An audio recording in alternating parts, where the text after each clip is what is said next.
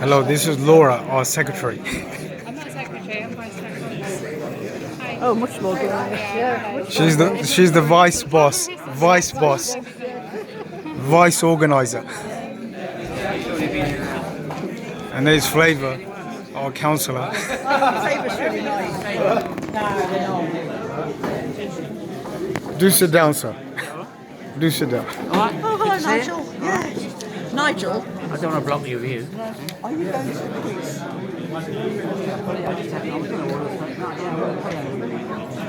I be on your team? But yeah, hopefully Steve Palmer will come. Yes, it could be. We did well the last time I was on your team. Oh, yeah.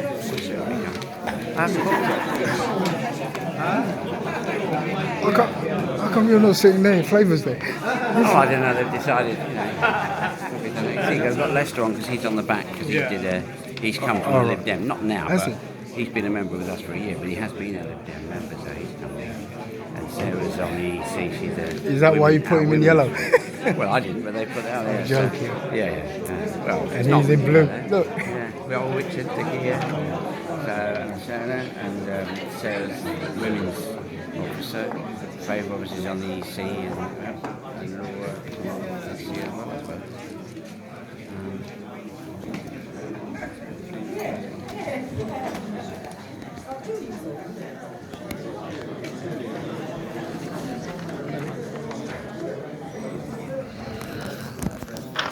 That's quite good. So you've got that's what they've been putting out, so it's the opposite.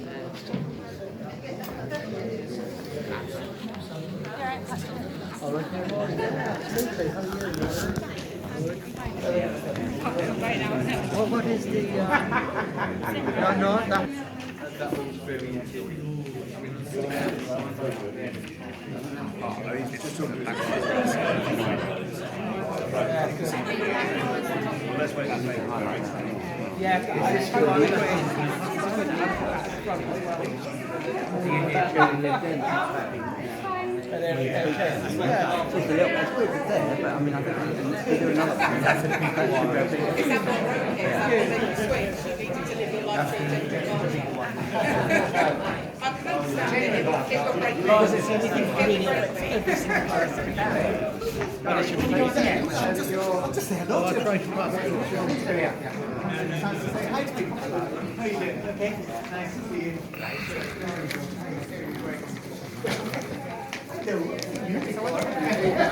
Yeah, but have you got a sticker, so?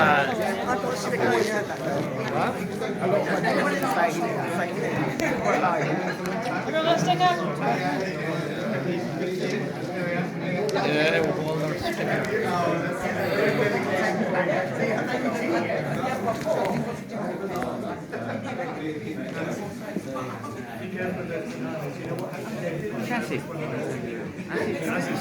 There you go. No, you. Yes, you know, yeah.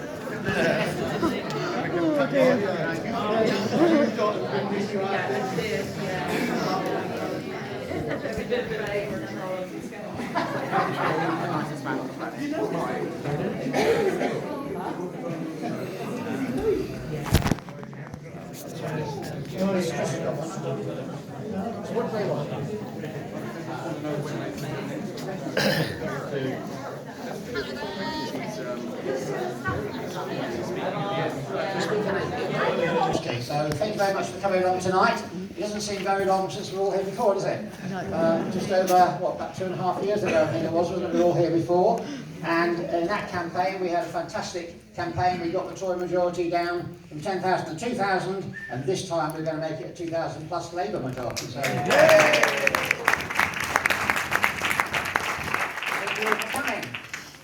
just a few bits of admin first of all. If you haven't really spotted them, the toilets are in the entrance. There's also one through that door, but basically if you could use the two there. And in terms of the fire exit, well, it's the way you came in.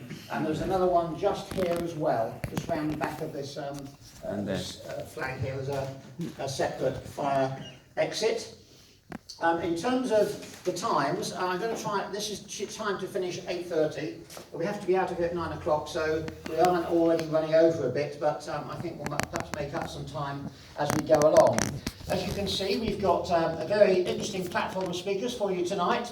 We've got, first of all, Councillor Faber Ezefedi, who's going to be speaking first, followed by Sarah Flynn, who is our CLP Women's Officer, and Lester Holloway, who is a local member and a director at the Centre for Labour and Social Studies. After that, we're going to hear from Chris himself, and then we're going to hear from our guest speaker tonight, who we're very pleased to have, and a big supporter of Watford Labour Party, Barry Gardner. I should also mention that we have got a team from CNN floating around, I believe, at the moment, because they've come here tonight to do an interview with Barry Gardner, so maybe they'll include a little few shots of us with it as well. So those will be the speakers. After we've heard from Barry, I'm hoping to allow a bit of time for questions to either Barry or to Chris, and then we're going to have a photo. So one of the reasons I hope you're all wearing a red badge already is that we're going to have a group photo at the end. So those of you who are here at the last meeting, you will know just how effective that was, to have a whole bank of people holding both Labour boards with stickers on, supporting Chris. We've used that photograph so many times on our material, but we want a fresh one as well. So hopefully you can stay behind for a quick photo call at the end of the evening. So that's all for me for the moment, a little bit more from me later. So I'm now going to introduce our first speaker, which is Councillor Faber. Thank you.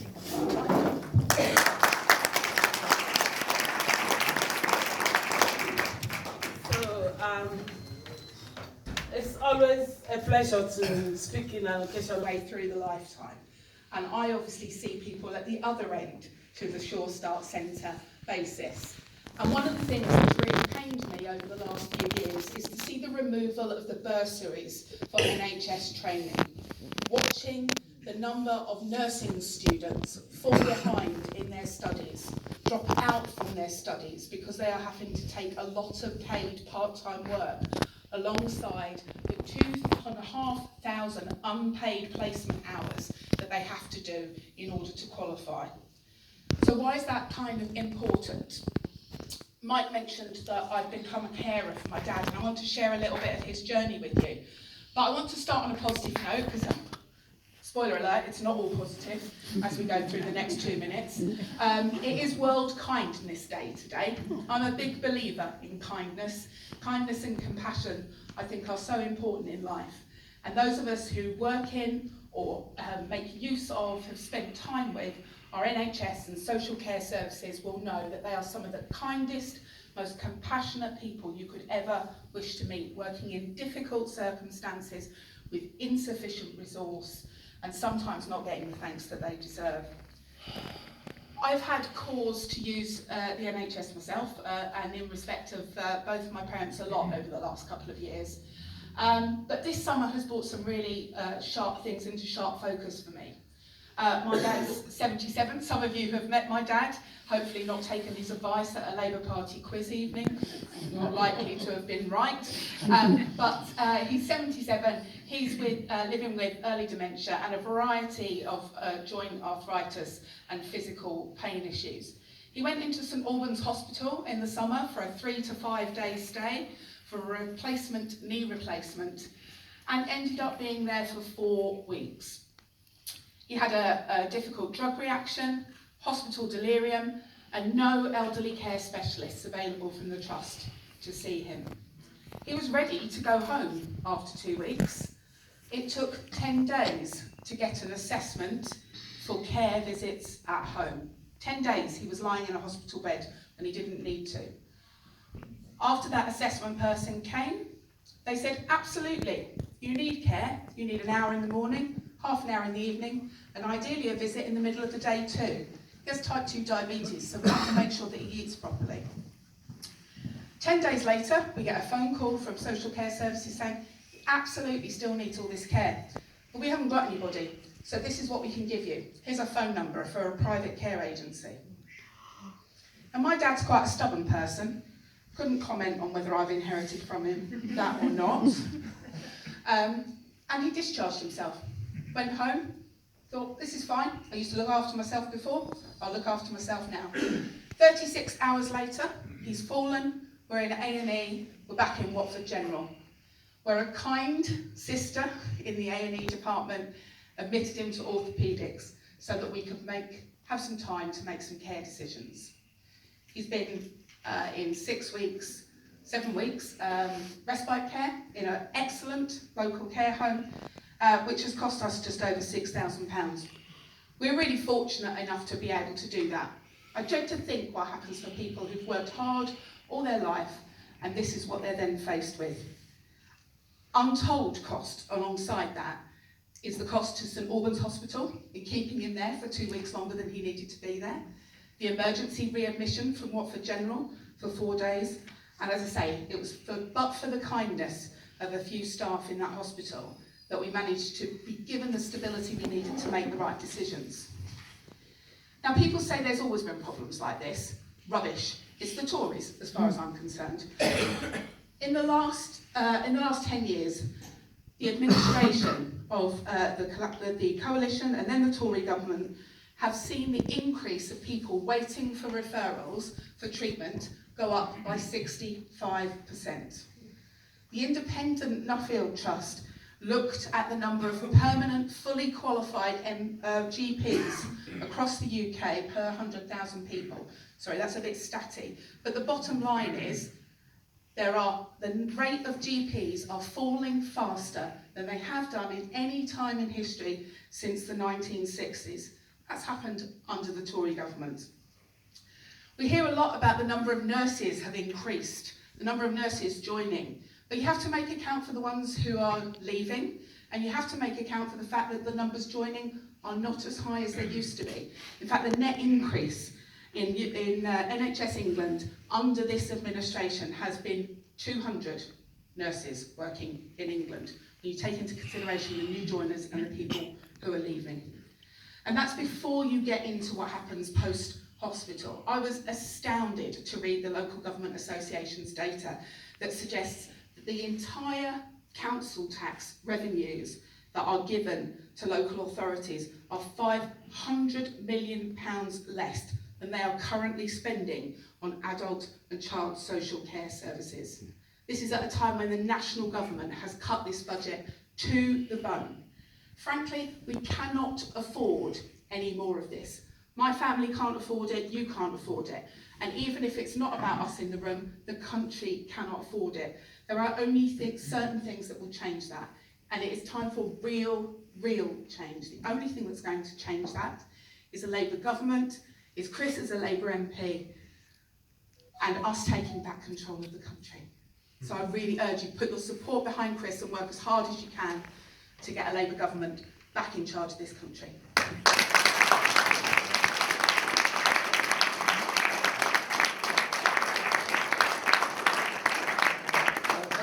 Thank you very much for sharing that very personal story with us, but with a really important message about the reason that we need a Labour government to actually resource properly the NHS and social care in this country.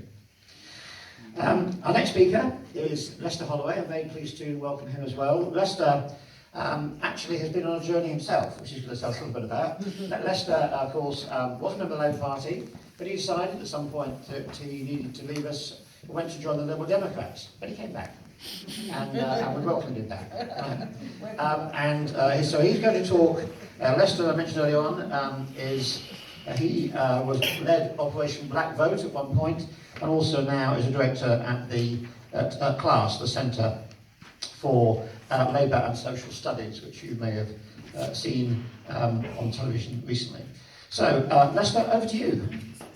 Okay, thank you very much, Mike, and thank you also for not just one promotion, but 2 promotions with previous jobs. I currently work for CLASS, the Centre for Labour and Social Studies, which is a union-sponsored think tank, and our director is currently on sabbatical because she's taking on Ian Duncan-Smith in Chingford, and it's a good job she's not here, otherwise she might think that she's been the post after just 1 week away. And also with Operation Black Vote, the head of Operation Black Vote obviously is Lord Simon Woolley. I wanted to talk a little bit about Liberal Democrats, but I wanted to really start with just talking about immigration, because it's very much back on the agenda. And I think in some ways over the last few months, perhaps even a year, we've come to almost forget about immigration as being an election issue, because Nigel Farage has been not been raising it, deliberately trying to detoxify the Brexit Party. Meanwhile, UKIP, which obviously has been going completely beyond far right, been become irrelevant. Immigration sort of slipped out. It was at the time of the EU referendum, as you know, the number one topic. It was the number one topic in previous elections or thereabouts. Going into this election, it kind of felt that it wasn't going to be such an issue. But of course, Tories have had a bad week. Their first week of their election campaign, and what do? What's the first card they reach for? It's the immigration card. So I think it's no surprise that, in a way, the dog has gone back to its vomit when it comes to no, seriously, when it actually comes to talking about Labour supporting unlimited immigration. I don't even know what unlimited immigration really means. We've always sort of had unlimited immigration to an extent, really, apart from until the net migration target came out, and then of course it was exceeded 3 times every single time. But I've got no doubt that immigration is coming back. That we're going to have to deal with it on the doorstep, and it's going to be a toxic issue. My feeling is that we shouldn't give ground. That we've got a fantastic immigration policy that was agreed at the last Labour conference, and that this is really not a time for the faint-hearted. That we've backpedaled in the past on immigration, but actually now I think it's time, along with the radical and transformative policies that we've got on education, on the National Health Service, on the economy, on labour rights. I think it's also important that we stand firm on immigration, and not just say, that the basic things, which is that immigrants contribute more to the country than they take in terms of services or benefits, because that's it's an important point in itself, but it's just reducing immigrants to monetary terms. It's like, if you contribute, you're okay. If you don't contribute, you're not okay. But actually, I think as a country, what kind of country do we want to be? I think this is, in many ways, the same sort of debate as we're having with all the other issues when it comes to reforming public services, when it comes to sort of transforming society. What kind of country do we really want to be? Do we want to be a sort of narrow-minded country that's pulling up the drawbridge, that's essentially being sort of Trumpian on immigration as well as other issues, or do we actually want to genuinely be open-minded? And I think for me, when it comes, I've been an anti-racist activist for a long, long time. And I really think that, when talking about immigration, we also really have to talk about solidarity. And what I mean by solidarity is not necessarily in the sort of traditional sort of socialist sense, but solidarity when it comes to what we have in common, particularly with working class communities. That we've always been a multicultural working class to a large extent, and that we share the same barriers. When it comes to access to jobs, when it comes to the way we're treated, in jobs, in services, and other areas, and really kind of like showing that our experiences are the same as your experiences, the same as his experiences, the same as her experiences, and I think that's really the message that we've got to sort of really push against the sort of the bile and the vitriol that I think we will see on immigration. Just on the Liberal Democrats, I suppose I've sort of been in a journey. I was really part of that sort of post-war generation, the war, the Iraq War, that sort of moved over to the Lib Dems at the time. And it kind of seems sort of fairly radical, going in the radical direction under Charles Kennedy. But I think that that soon started to started to sort of unfold a little bit. But of course, we've seen now a lot of the damage that the Lib Dems have done in coalition. I think actually one of the things that's not really spoken about is one of the many reasons why the Lib Dems are not supporting Labour is that they know that a Labour government will be unpicking a lot of the damage that they have done in coalition with a lot of the anti-trade union laws, the reversal of the legal aid cuts that they fronted up, and many other things that they did in coalition. And they'd rather another term separates them from their record, and I don't think that we should allow them to get away with that. The other thing I think, I mean, you know, knocking on doors sort of recently here, there seems to be a bit of apathy as well. And